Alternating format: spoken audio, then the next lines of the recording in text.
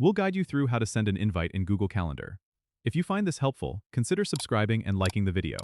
First, open Google Calendar on your desktop by navigating to calendar.google.com.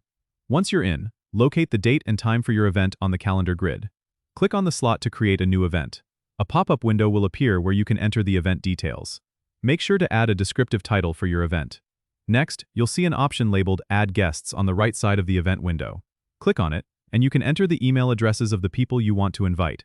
As you type, Google Calendar might suggest contacts from your address book. It's that simple. You can add multiple email addresses, separating them with commas.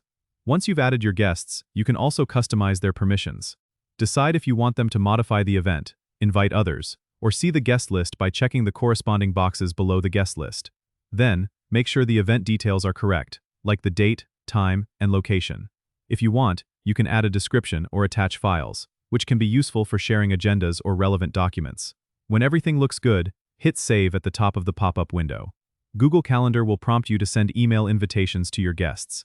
Click Send to notify your guests about the event. And there you go, you've successfully sent an invite in Google Calendar. This way, everyone gets an email notification, and it automatically appears in their calendar if they accept.